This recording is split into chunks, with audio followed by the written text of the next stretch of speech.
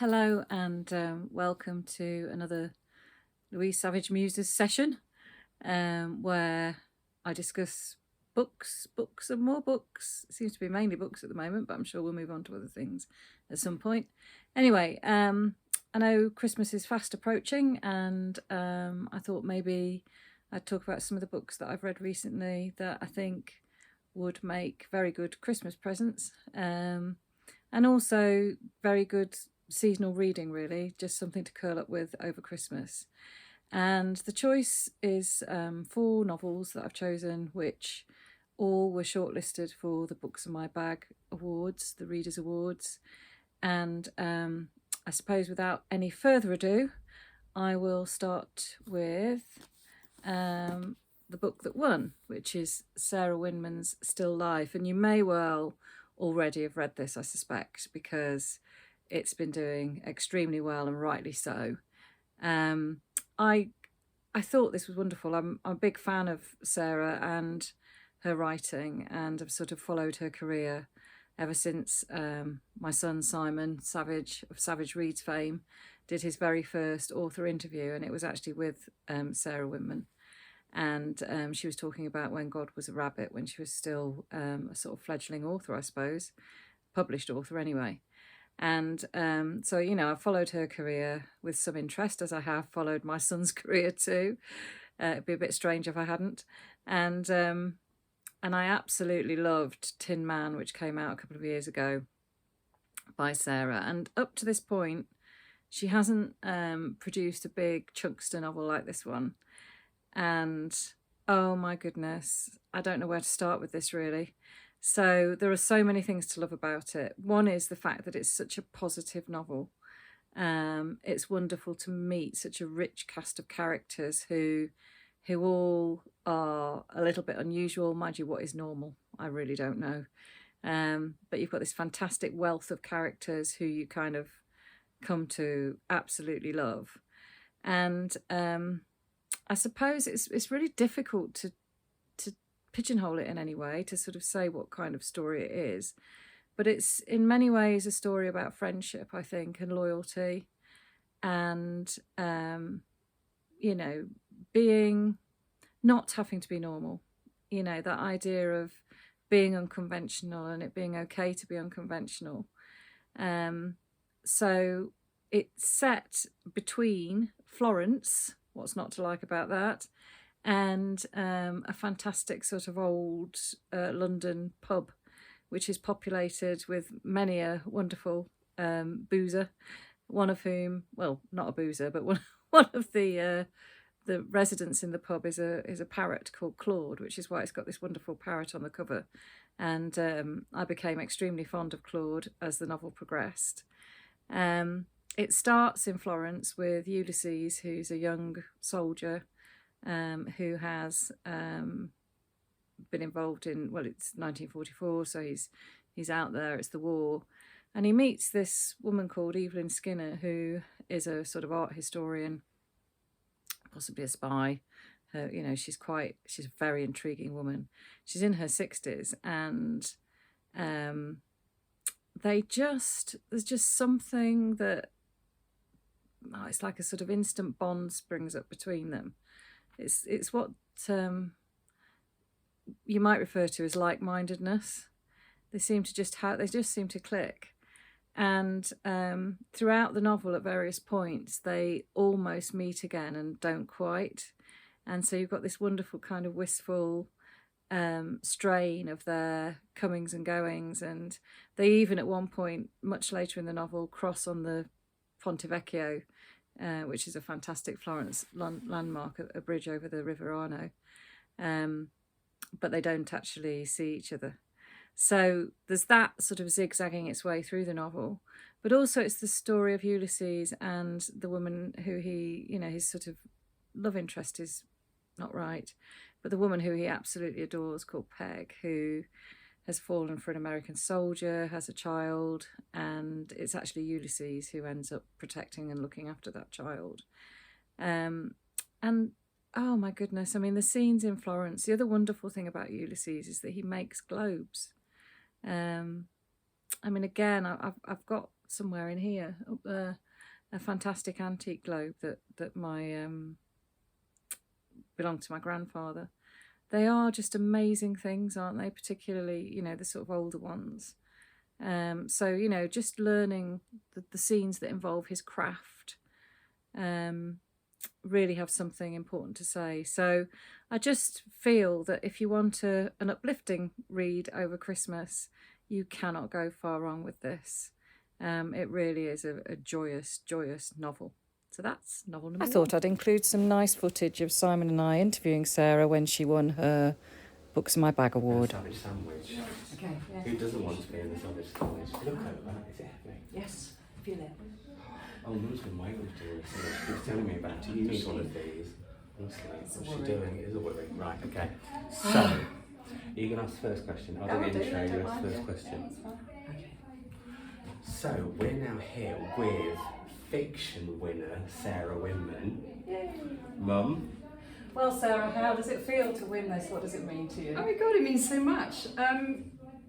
Yeah, I haven't won this kind of award before, and it means a lot. I think, you know, people make books meaningful, and the value really of prizes is the fact that it's going to maybe highlight a book for people who wouldn't ordinarily pick it up. Yes. And I think that's what the value is someone somewhere picks up my book who wouldn't have them. I'm incredibly grateful for it. Yeah, excellent. And also, of course, it's readers. Yeah, Absolutely, yeah. It was booksellers who made the shortlist, who put the shortlist together, and readers who voted, and that's the best combination. Well, quite. You couldn't want for anything more, really, frankly. I don't, frankly. But it's still our second win in a month. Oh yes, it is. No, it is. So Sarah, could you recommend a book you think everyone should get someone for Christmas? And tell us what your favourite bookshop is. Oh my God. Well, I keep saying it, Together, Ecce Temilclaren. I bought that on your site. Because I think, you know, what she's coming up with in this book is kind of the non-fiction version of how I would love to. I mean, I'm nowhere near, you know, her knowledge in many ways, but she's talking about unity and togetherness and dignity, and I think it's a terrific book. And what about bookshop? Oh, bookshop. Oh, that's You can pick so two if you like. We talked about, you know what, there is... You've got 15 seconds, Sarah. Do. I love all independent bookshops. My local in Cheapside is Dawn's, but I also love the particular bookshop in Wapping Project, which was a greenhouse. It doesn't exist anymore, but that was my favourite. The second novel that was shortlisted was Assembly by Natasha Brown. Now, this is a very, very different volume. It's really tiny. Look how slim it is. And yet there's a whole world packed into this novel. Oh, I suppose it's a novella, really. I don't know. But anyway, it traces the sort of experiences of a black female protagonist who has done absolutely everything to try to overcome being black and female within still a very sort of male orientated society, still a very white society that's still kind of, you know, reverberating, ricocheting from the impact of the empire. And she goes to university, she buys her own apartment, she works for a sort of bank, hedge fund, that kind of thing. So she's, you know, in many measures of success, she is a success, especially as a black female, and yet she still doesn't fit in. You know, it's still that whole thing of, and that's what the novel kind of explores, is this idea that you can try and try and try and try, but you still don't fit in. And she's engaged to a bloke who's, well, not a bloke, a man, whose family are very wealthy, very white, very upper middle class. And the novel kind of builds up to this garden party, which is going to happen at his parents' house, and how she feels about it. And as she sort of reflects over the compromises that she's had to make to get to the point she is, and some of the very unsavoury things that she's had to do and witness, things begin to kind of unravel a bit. So I just think this is, and it's beautifully written as well. You know, it's precise, crisp, not a word wasted in this book. So she packs this whole world and lots of really interesting perspective, I suppose, on what it means to be black and apparently successful in modern Britain. So I can't recommend this highly enough. And again, this would be a really good book to curl up with and spend a few hours reading, because it's not it's not going to take you hours and hours to complete. You could sit down. It's well worth sitting down and reading it in one sitting. I didn't quite, because of what was going on when I was reading it, but I kind of wish I had. I think it would be lovely just to curl up with this and read it from start to finish in one go. So there you are, Natasha Brown Assembly. I highly, highly recommend it. And then we move on to The Appeal by Janice Hallett. Now this one, I think, you know, for me personally, I didn't gel with it as much as I did the other 3 books that were shortlisted for the Books in My Bag Award. But nevertheless, I'm really glad I've read it. And I think it would make a really good gift for people who love sort of crime writing, particularly kind of Agatha Christie. It's very sort of, so basically it tells the story of, well, there's been a murder, and but you don't find out even who's been murdered till about halfway through.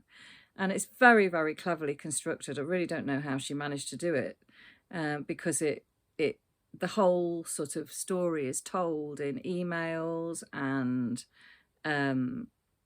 sort of post-it notes and text messages, and there's all sorts of testimony in here that builds the novel. It focuses on a group of an amateur dramatic society.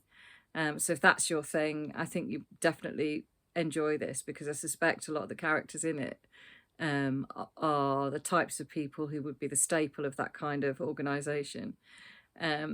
And I suppose for me, one of the things that one of the successes of the novel was actually a problem for me, because the main sort of character who is focused on, and the main voice you sort of see things through, is actually really irritating, like really irritating. And I suppose that says something about my tolerance, because I found it really difficult to cope with her as a character. So that sort of put me off a little bit. There's also potentially corruption going on in this story too. It's not just about a murder, it's about the motives, the unpicking, you are trying to solve the crime alongside 2 other women who are young legal students who've been given this kind of cold case. Well, it's not a cold case, actually, it's a contemporary case to look into. So you're trying to solve it alongside them. And it also flits across to the African continent, because there's quite a bit in this about aid work and nursing and nursing abroad. So there's a lot to commend it. It's just not particularly my sort of thing, but I think there would be lots and lots of people who would really relish this as a Christmas gift, and certainly it would keep them entertained over the Christmas period. So there you go. That's The Appeal by Janice Hallett. And finally, Panenka. Now, I don't think I'd even seen this in the bookshops until I realised it had been shortlisted for the award, and rushed off to get a copy. Oh my goodness, I am so glad I did. For me, this is a real discovery, and I can't wait to read whatever Ronan Hessian, whatever else he's written even, because this novel is exquisite. It really is. So he's an Irish writer. The story is about Panenka, who was a former footballer and was disgraced because he missed a penalty, but there was also something leading up to that, which which led to sort of his self-disgrace as well. So he's since that penalty miss, he really has struggled to survive in his own community, which he grew up in, because it was his local football team that he was playing for at the time. And he just, he had to put up with a lot of sort of scorn and mockery and social isolation as a result of that mistake. And that affected his relationship with his first wife, well, his only wife in the novel, as far as I can remember, and his daughter. So he's, and by the time the novel starts, he's living with his daughter and his grandson. But most of her life, his daughter has been estranged from him. They don't really know each other that well. But they managed to build up this tenuous sort of relationship where his daughter and grandson are living in his home. And it's further complicated by the fact that he has this issue with his head. So he's been experiencing these horrendous headaches, and he calls it something like the Iron Man or the Iron Vice. I can't quite remember. But basically, at the beginning of the novel, so it's not a spoiler, he learns that he has actually got a brain tumour, and he isn't, presumably not going to live that long. So obviously that casts a shadow over the novel, and it sounds really depressing, but it really, really isn't. Again, a bit like the Sarah Winman, there's a lot to cherish in this novel, about friendship, about relationships, about what being a good person means or might mean, about allowing people space to be themselves. He's got a lovely sort of group of friends that appear on and off throughout the novel, and his daughter is a fully fledged character in her own right. So she has just been promoted to manage the shop that she works in, and again, that's really interesting because is that promotion right for her? Is she actually going to enjoy it? What would she sacrifice if she left the town? And the portrayal of little Arthur, the grandson, is also really wonderful. And eventually, in the process of going for a haircut, Panenka goes to a different barber and meets this wonderful woman. So you've also got the sort of development of the relationship between Panenka and this new amazing lady who walks into his life.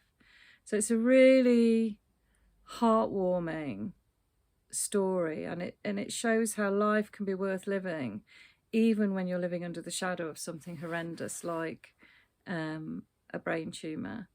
And I walked away, it's just exquisite the way this novel is written. It's beautiful, and I really feel as though I've got to know these characters and they'll stay with me for many, many, many days, weeks, months, years, I don't know. So again, I can't recommend this book highly enough, and I will be rushing off and investing in another Ronan Hessian to enjoy at some point in the near future. So I hope you enjoyed that quick sort of slide through these 4 recommendations. Again, all of them I think very fitting for the time of year, and I think you could curl up with any one of them and enjoy them over the festive season. So take care, and until the next time, bye.